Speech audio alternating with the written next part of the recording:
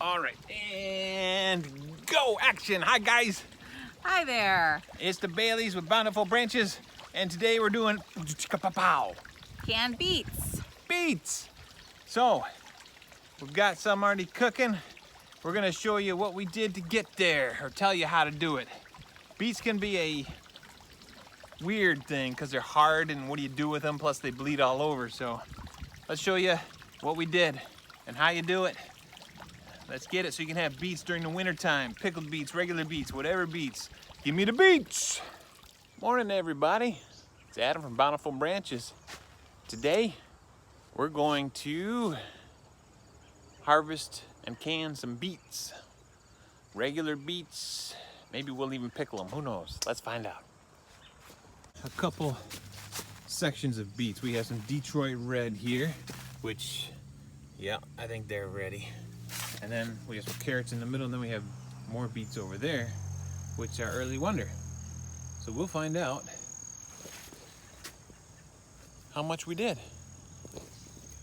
There's some right there. I don't like them that close together because they'll hinder each other from growing, but it doesn't look like it hindered these too much.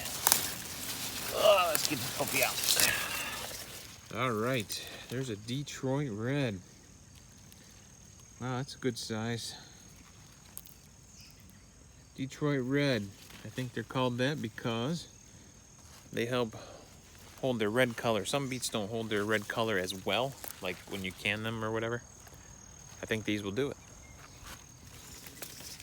All right, maybe we'll harvest more. They're not all gonna be that big because look at right over here's the thing with seeds. If you don't thin them out after they start growing, look at, I'll show you the difference. All shapes and sizes, but if you plant something too close to each other, and then they're both fighting for the real estate, and it's gonna be smaller. I'm busting out at the seams. I'm gonna have to wash these puppies off here, and we'll get going. All different sizes though, big, medium. We'll can the light sizes. Probably we'll can these whole, and then these will slice. When you seed, sometimes a few extra seeds get there. You're supposed to thin them out, but we did not. So look, you have 1, 2, 3, 4 beets there. And you know, you got decent size. This one's getting choked out. It can't get to the ground. It can't get to all the nutrients. So size-wise and nutrient-wise, it's getting choked out. So make sure you have plenty of growth room. Oh, that is pretty. Look at that little leaf in there. We only had that one little area. I don't know, what was she, about a 4x4? Plus I have some that look pretty, kind of like this. We'll probably sell a little bit to our community. Just hosing these off a little bit, getting some excess dirt off. Then we'll snip them, put them in the bucket. Okay, so for canning beets, what you want to do is you need to boil them before you can them. So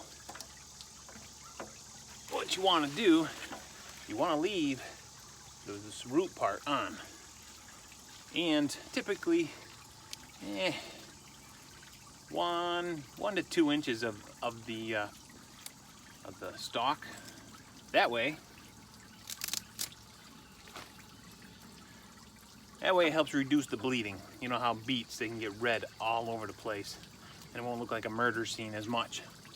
So I'm just gonna rinse these off a second time before we put them in the bucket. Take them in and boil them. Okay guys, we've got some beets now. They're not perfect, see that? We're gonna boil them because this skin is so hard, and then we're gonna get the skin off of them. So we'll boil them till you can gently get a fork into them a bit, then put them in a cold water bath, and then get the skin right off. Okay, a good way to test to see if it's ready once it's in that cold water bath is if you say take a spoon and you can scrape the skin off. She's ready. All right, and then we'll get to the canning process of it. Got a bunch of greens here, and as probably a lot of you know, they are nutritious and edible for you. Something I do want to show you. We will probably not eat these right now, but what I'm gonna do with these is actually I'm gonna put them back in the beds and then kind of turn it over and use it to put nutrients back into the soil. But beets, take a look at these guys. Take a look at the striations and the colors and like the back of the leaf. Isn't that cool? Now take a look at this. Hang on, colors and the leaves. This is rainbow Swiss chard.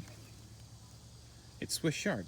And something I didn't know was chard, Swiss chard. The chard, the name of it, oh, this is cool, guys. Check this out. Isn't that cool?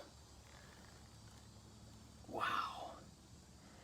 It actually means beet-like. Isn't that cool how similar they are? If you look, let me see if I can get it to focus. Yeah. They look very similar. Anyway, so yeah, we will take these beet greens and not cook them and eat them as a green today, but I will put them back in the flower garden, or in the vegetable garden, in the dirt, and kind of till them over and let them compost themselves for next season too.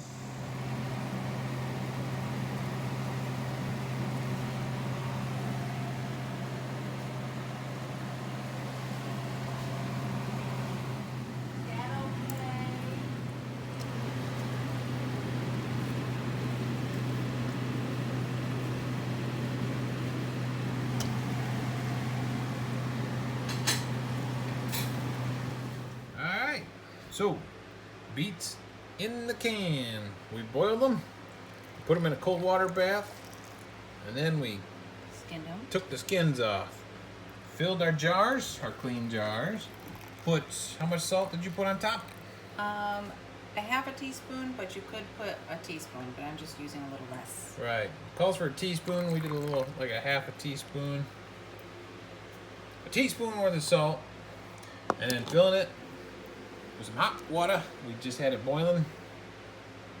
And then you're just gonna leave inch space. Inch head space. They call it head space, right? Okay, inch head space. But then after they are full, you clean the edge. You put a clean top and a collar on.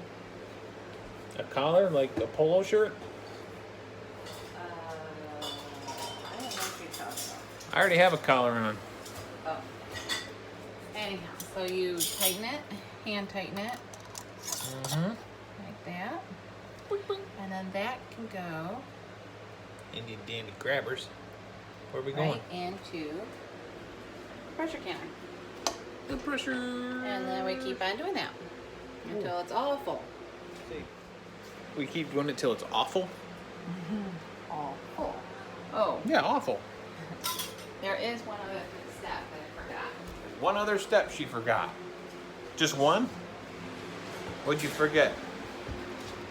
They said to actually go around the edges to make sure you get all the air bubbles out. See how the air bubbles just kind of came up? But don't use a metal utensil. Use a plastic. Usually canning kits have